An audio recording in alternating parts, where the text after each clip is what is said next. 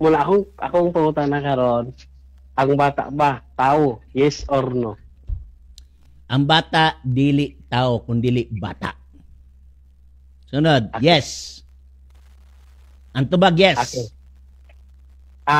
Yes, bata ang bata tao, ang tubag mo yes, mo yung tubag. Ang bata dili tao, yes. Bata siya. So kung miyon ka nga ang bata tao ba? So ako answer na no.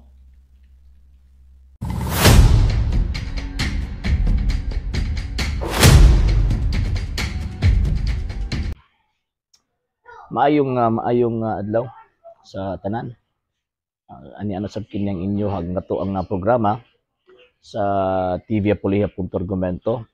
Short edition nato. Duol kang init sa kung adre. So nalang tagaan og gamay nga reaksyon concerning sa pamahayag sa atong higala nga pastoy. Pastoy sa gitawag og Seventh Day Adventist Church. Kini kay ilado biya ni siya nga pastor.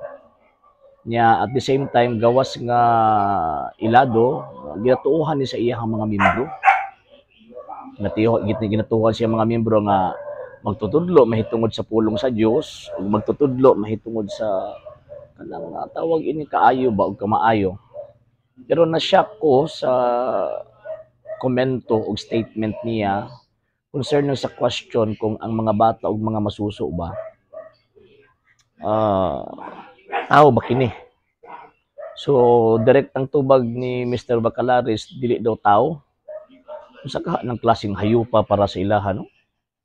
Wala kining maong mga bata ug mga masuso sa Iglesia Adventista, kining mga bata ug masuso sa Sabadista. Mga wala ni mga pulos kindi ba na tao. Mo na nga wala sila tumuog tinguha nga luwason ng mga bata kindi ba na tao. Nakusog ba kayo mo gamit ang giingon ni Ginoong Kristo nga ila sa sama kanila ang harian sa Dios. Buti pasabot pagpasulod ang harian sa Dios hindi tao. Kadakong tawag ining balingag nga klaseng tawag ining argumento. Pero sa tinuod lang, ang pangunahon na ni pastor, iharagin ng opinion. Opinion na sa mga tao nga naninguha kung saan paglaglag ang mga bata nga padtuon sa impyerno. Mananingon si Ginoong Kristo sa St. Matthew chapter 18 verse 6 nga ayaw itugot nga may makaangin kaninyo sa pagpakasala. May tungkol din ng mga bata, maangin ninyo sa pagpakasala ng mga bata. Mas maayo paghiktan ninyo yung liog sa usa ka galingang bato, gitambog niyo yung kagalingon sa dagat. Kaysa makaangin mo sa mga gagmayng mga bata nga sama niini kanila. So kung ingnon nimo nga ang mga bata ug mga masuso dili na tao, dakong tamparos na atubangan kang Kristo Na naman, imo pasigon nimo sa Kristo, St. John chapter 3 verse 3 to 5, ang gianak og tao-tao.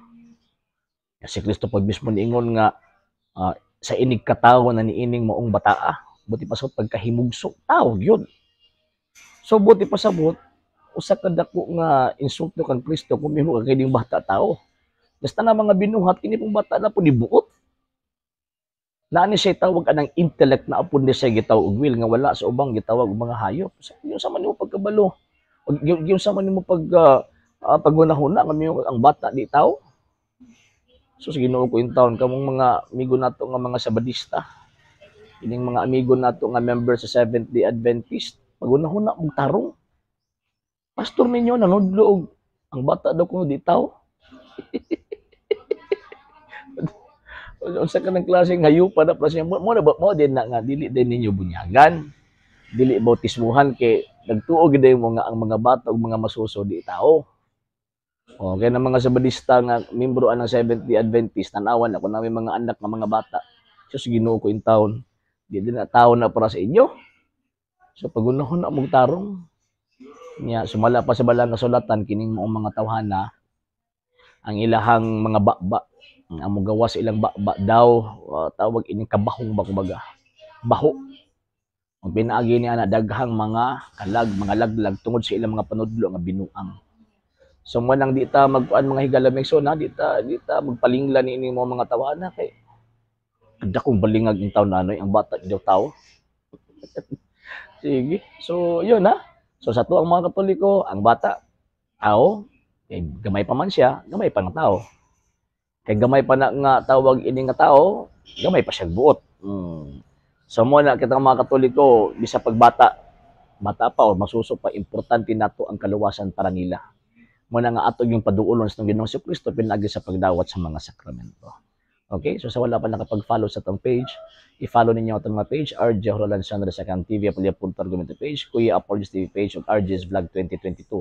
Kung usab sa wala pa nakapag-subscribe sa atong mga channels, i-subscribe ninyo itong mga channels dali Catholic, Apollos International Official, RJ Sandra Second TV, Kuya Apollos TV, and Barrio Kawayan na religious sa forum. And pwede sa mag-send din na super stickers, super chats, o super thanks. O sa mga Katoliko, kung gusto mo tabang sa itong program, pwede ninyong i-message yung atong program, and pwede ko ninyo i-inform kung mutabang mo financially sa atong program. Daghang salamat o dilungan ako to. Ave Maria, Viva Cristo Rey.